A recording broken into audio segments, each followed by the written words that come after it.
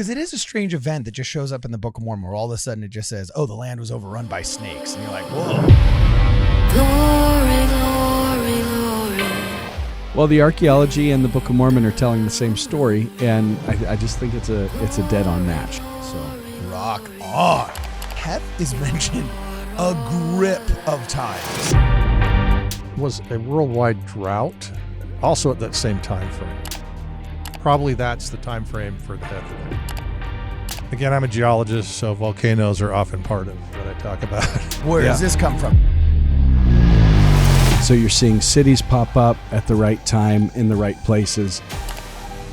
The development of the complexity of the civilization of the Jaredites matches the development of the complexity of civilization with the end. Got our scripture notes up and running. All of the scriptural references used in this episode will be brought to you by scripturenotes.com. For a free trial to Scripture Notes, please visit the link in the description. Welcome, ladies and gentlemen, back to Word Radio. I'm your host, Cardinellis. Today I'm joined in the studio by Jerry Grover, as well as Josh Gailey, author of Witnessing Miracles. And we're going to be talking about, this is really interesting, Jaredite chronology is Olmec chronology. We have a bold claim here to start out with. You say Jaredite chronology is Olmec chronology, Jerry. Back up that claim. Go. Well, okay, since I'm an old guy here, I'm the best guy to talk about chronology, right? Wait, hold on. Before you go, what's your shirt say? It's the... It says the Pompeii Fun Run. 79 AD. And it's the Pompeii Fun Run. And there's a guy running from an exploding volcano. Well, I'm going to talk about some more volcanoes in this. So. Oh, dude, you are savage. That is absolutely brutal. I remember my wife and I climbing up Vesuvius and like peeking in. And as we're doing that, we had just done like a morning full tour of Pompeii. And you look in and you know there's no chance. But when you're peeking in, you're like, well, I'm saying there's maybe a chance. Yeah, you might have made it to the port. Dude, that's funny. Okay, keep going, my man. You and your horribly culturally insensitive shirt. That's right. Needs to explain. All right, explain. What was the thesis again? Oh yeah, Jaredite chronology is Olmec chronology. That's a bold claim, bro. Back it up. Well, first, I actually am a dual Italian citizen, so I think I have a right to talk about Pompeii. But oh, that's kind of cool. Sure. Boom Rock goes on. the dynamite, literally. Yeah, boom goes the dynamite. Okay, keep going, man. Well, one of the questions, the big questions, at least when you're talking about Jaredites, is what we have this sketchy kind of history, if you want to call it lineage history, not really history, it's just following a lineage. In fact, that's a critical element because if you notice, it's following Jared, right? The king and his line. And if it's not in his line, they don't hardly even talk about the other guy. So it's like this guy got thrown into captivity and then he bore somebody in captivity. So it's really basically just a history or a recounting of that lineage. So when we're looking at the chronology there, we have to understand there's just a lot of information we don't have. But there are a couple ways to look at the chronology. And I'm going to throw this up here and you can put it up. This is kind of the one that makes the most sense. Okay. Essentially, you have the first period, and then you have this gap period. If you look at the listing of the rulers, there's basically this gap between Riplakish and Morianton because it usually says so-and-so begat so-and-so, but then this section is just descendants. So we have this gap period of which we don't quite know, So we have to try to find some things on each side of that gap, maybe, again, scientifically in the text that maybe we can tie down to a specific, event. Okay. All right. So there are two primary events that seem to stand out from a naturalistic standpoint, right? One is the Heth event. This is the one where we had the snakes migrating, as you recall. They came out and says that the animals, they followed the animals. Again, this is a telling of a story, right? It's not really exactly. I mean, the snakes aren't like chasing particular animals. It's just kind of the events, and there's probably some cultural thing we're not seeing as far as the snakes, and maybe some meaning we don't know. It's supposed that probably the early part, not the Brother Jared part, but probably the early history, maybe more of an oral history that then gets passed down and recorded by ether. So some of these may be, I'm not necessarily saying it all is. There may have been some records, but it does kind of give you that sound. I mean, it kind of seems that they're basing it on some stories. So Okay. So when we look at the Heth event, there are two things that do kind of tie that in. And let me bring up another slide here. Okay. So again, I'm a geologist, so volcanoes are often part of what I talk about. Yeah. But the core Olmec area or Jaredite area, there were 3 volcanoes, primary volcanoes that surrounded that area, right? And so if we're looking for the Heth event, the way it's described is if you do have a volcanic eruption, especially if you have snakes and that living up in the mountains, they're going to migrate out. It talks about a famine event as well, meaning a drought. They don't really call it a volcanic eruption, but volcanoes can actually influence locally the climate, right? Okay, yeah. So in that time frame we talked about that I showed you on the chart, there is some evidence of volcanoes, all 3 of those volcanoes erupting in that time frame that could have affected it. There's another thing that happened worldwide, and it's was a worldwide drought also at that same time frame. It didn't occur in every single place, but in India it occurred. They've been able to track it other places on the planet. That also correlates at that same time frame. So the Heth event, we think we can tie that into a specific time on the calendar. So you have kind of 2 datable events that correspond with the Heth. Okay, yeah. There's also, there's actually more local precipitation data that we have in Mesoamerica at this time frame that are done by, they use cave stalactite analysis. There's also some river deposition that occurs in layers, right? So they can tell whether a flood event or whether there was little based on the amount of material that gets deposited. And so this Heth event corresponds, and this nationwide event is called the 4.2 Ka event is what it corresponds to. So it lasted during the entire 22nd century BC. And they kind of suppose that causes the collapse of the Old Kingdom in Egypt, the Akkadian Empire in Mesopotamia. So it wasn't just limited, it actually impacted civilizations just like it did we see in the Book of Ether. Okay. Heth actually, he's wicked. It eventually describes him dying by famine. The Book of Mormon says that in, is it chapter 9 or chapter 10, somewhere in there in the Book of Ether. And so you're trying to tie in the possible drought in association with what might have caused the famine being described in the Book of Mormon? Yeah. And I think the key there is also he's the king, right? If he's starving to death. If he's dying of famine and he's a wicked king, yeah. Right. Yeah, and it's just saying that there was this worldwide event that toppled civilization or, caused almost civilization What collapse. was the king's name? I'm going to be trying to pull up scripture notes here really fast. Heth. Okay, so King Heth. I'm checking this out. Okay, keep going, keep talking. Heth. Okay. Now, the interesting Chapter 9 and chapter 10. Okay, cool.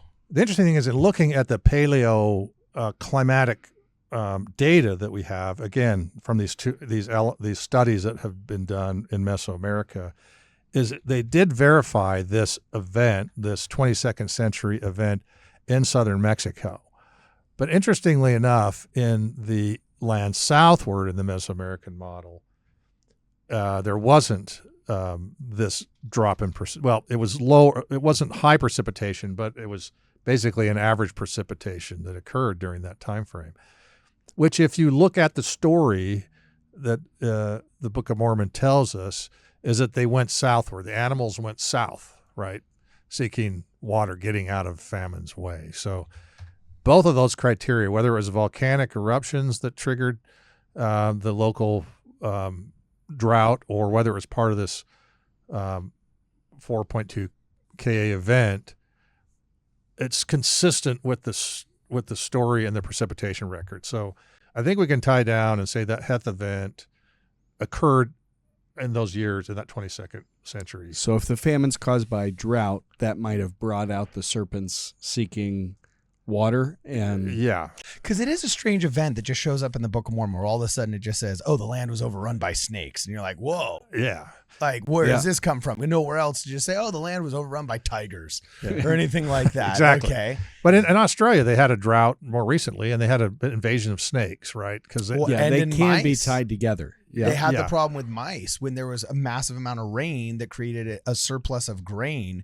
which created a surplus of mice. And all of a sudden, when drought hits, the mice have nowhere to go but invade all of the farms in the human civilization. They were chewing out the hooves of cows from underneath them. Australia in fields. is terrifying. Yeah, exactly. And so, this is kind of embarrassing. I hate to admit this, but even when you were saying Heth, I was like, geez, it doesn't ring a bell. I am a bonehead. Actually, I shouldn't say that, because words have meaning and power, and my wife's getting me to talk more positively about myself. No more self-deprecation on this show. Brilliant. But I will say, look at this. I looked it up in scripture notes, and Heth is mentioned a grip of times. Literally, the first reference right here in Ether 1:16, Aaron was a descendant of Heth, who was the son of Hirthom, and Shez was the son of Heth, and then Heth was the son of Com. And that also says that he rebelled against his father and came and dwelt in the land of Heth. So there was an entire land named after this guy, and it wasn't even ringing a bell. So I thought I was in the know until I hung out with you guys. Well, and it's in a section of the Book of Ether that's not necessarily like the most prominent spiritual prophetic. It really is just part of the historical narrative. Like, we're getting the story, but that's about it. And similar to the opening of Matthew, it's kind of like they have this genealogy almost that you just want to skim over because it's just so boring. But you realize, oh my gosh, this show's really the culturally, not Semitic, but the ancient peoples took genealogy seriously. Very seriously. And it's not just some 19th century invention of a farm boy. And if Ether's starting out as more of an oral history at the beginning, you got to imagine people are memorizing those descendants over time. How great does that sound for your verse memorization plan? Yeah, hardcore. Yeah. Okay, wow, that's nuts. Okay, keep going, Jerry. Okay, so what was the thesis again? That was so wild. okay, if you bring up let's show the screen again. Okay, hit it. Okay, so what we have this Heth event we've tied in. So we have the first part of the chronology, where we have a tie, right, to scientifically, so we can say probably that's the time frame for the Heth event. There's a drought tied to a famine. That makes sense. Yeah, that and we lines know up the worldwide. We also have data from Mesoamerica showing a famine event at the right place at the right time. Yes. Okay. Now you have this gap period. I mean, I've got it on here, what I've calculated it to be, but okay, I don't know what that is. But we have this other event, the Shiblon event, okay, that's later on in the Book of Mormon. Okay. And that one is not really talking about famine. It just said it was a great destruction like they'd never seen before. It actually it uses the same language that the Third Nephi event uses. And in looking at the record there, You're talking about your tie there is when in 3 Nephi 8 at the crucifixion of Christ, when there's a great destruction, it says, such has never been heard of before in all the land. And a very similar phrase is being used in Ether talking about this section. Yeah. Yes. And so you're kind of like, okay, from the text, it seems like we maybe have a similar event. If you look at the volcanic history, actually during the time frame there, 750, 715, you have those three volcanoes erupting. You don't have, there's not really a discussion of a famine exactly per se, just this great destruction and things. I mean, it's pretty hardcore. It's saying, and there were exceedingly sharp lightning, such as never been known in all the land. And the city of Zarahemla did take fire, and the city of Moroni did sink into the depths of the sea, and the inhabitants thereof were drowned. This is all in 3 Nephi chapter 8. That's some pretty hardcore geology right there. Right. So I'm saying the Shiblon event looks to be the same. And in fact, you do see also like Lake Catemaco up in the Tuxtla Mountains, you have the lakes drying up. So there is a famine. It's not like a worldwide famine, but it does look like you could have famine as well because it talks about pestilence or whatever and destruction. So that's another event we can tie in to the Book of Mormon is on that end. So because we have those two events, we can then it gives us a chronology that tells us, kind of what the time frame was there. Now, the other thing, as you notice, the Book of Ether does not have like year counts. It does say years, but when we look at that, you have Coriantor who says he's 140 years old or something like that. Okay, that's not really humanly possible. But the Olmec have used the calendar route was like 270-day year. So if you use that year length, then you get to about 100 years old. So it becomes more reasonable. So that's the other chronological comparison to the Book of Ether that matches the Olmec way that they track time. The calendar round, they only could do 52 years at a time. They had this cycle. So it wasn't like this continuous year count, right? So it was just like reoccurring. So that's why you don't have, probably that's the reason you don't have that. Then the other thing too is, and it does all the things I've talked about here. If you look at the actual archaeology of the Olmec area, it is consistent with also, if you use this chronology, you have the city of Lib occurring about 1900 BC. That's when Levanta was started. So there is some actually archaeological correlation to this timeline that I've laid out. Yeah, the development of the complexity of the civilization of the Jaredites matches the development of the complexity of civilization with the Olmec. So you're seeing cities pop up at the right time in the right places. You're seeing ceramics, which basically then at that point is, ceramics are a signature of agriculture because what you're doing is you're storing things in pots, so you're growing things. So all of that's happening. Roughly 1200 BC, give or take, the Olmecs start this development where they're increasing their village culture. Yeah, Lorenzo. Cities are starting to pop up, and you're getting ceramics, that a ceramic culture core that's spreading out throughout the landscape in the right area. Yeah, and so San Lorenzo is kind of your first big city complex. That's around 1800 BC, and there's a little debate, 1650 or 1850. Yeah. And so that does correlate also with what we know in the Book of Mormon. The other thing we can do here is, let's go through so again, I have a book that kind of goes into great detail here. We do know that the Olmec kind of disappeared, not totally disappeared, but the culture fell apart and the civilization fell apart around 400 BC. So this culture core, it had spread out, the Olmec culture core had spread out all across the Pacific coast, up and down. There were even some impact in the Guatemalan highlands in some small scale in some small area. And there's even now, the more excavations that are happening in the Mayan lowlands, the more they're dating that back, they're even seeing Olmec influence in some of those areas stretched out. So, the Book of Mormon talks about the Jaredites being spread throughout the land. And at the time of their destruction, which is somewhere, we don't have a precise chronology on that, but somewhere between 600 BC to 300 BC, the Jaredite civilization is going to collapse, right? There's going to be wars, intense infighting, and that collapse is going to take place in the Book of Mormon. We know it well. We read that story at the end as prophesied by Ether himself, and we see the fulfillment of what was going on. For the Olmec culture, we see their famous huge basalt faces getting slashed, getting destroyed, and the cities are collapsing at the exact time frame that the Book of Mormon says. And across the landscape where they were getting stretched out, you even see whether it's a big stela that has Olmec imagery on it, that's getting slashed and oftentimes damaged, and the culture cores kind of collapsing, and even the language families kind of collapsing back to the core.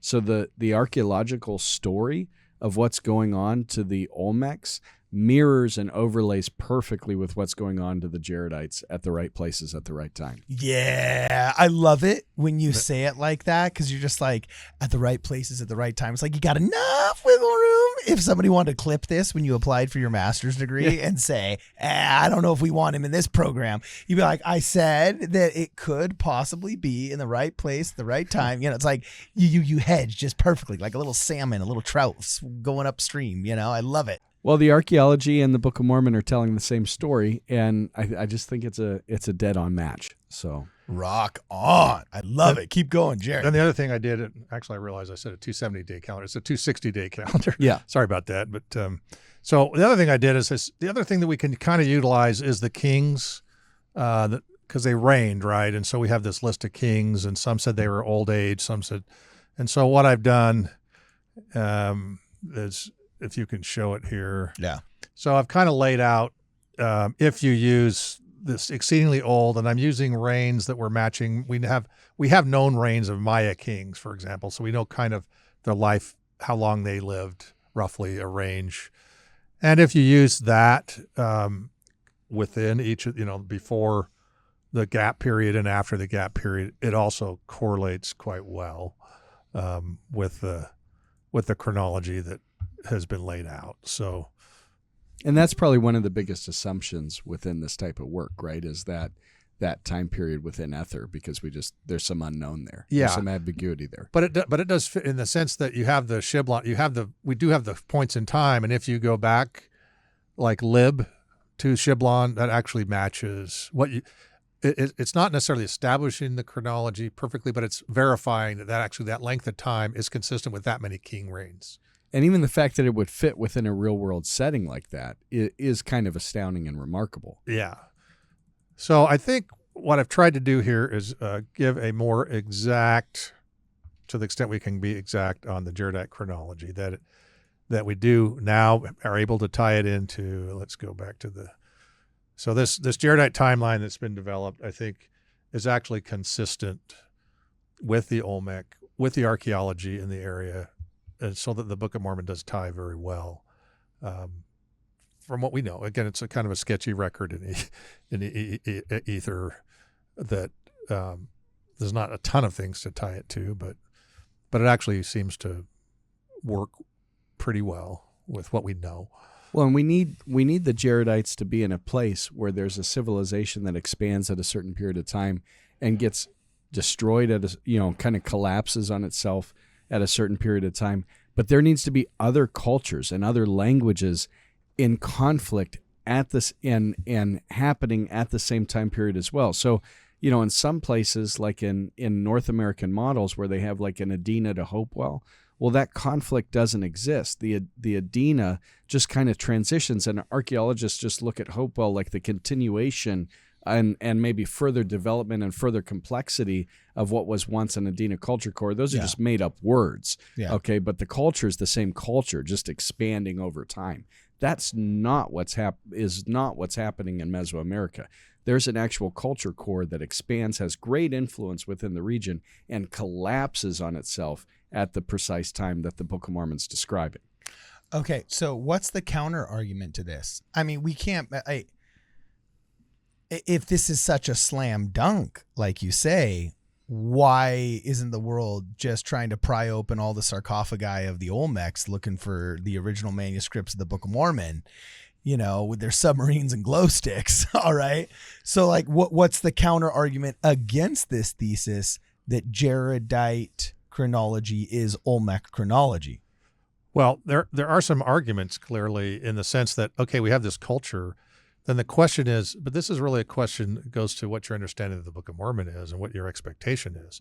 Is some people say, oh, okay, so we would expect this Sumerian, this whole Sumerian culture, right, or even language to be everywhere, where we don't necessarily see that.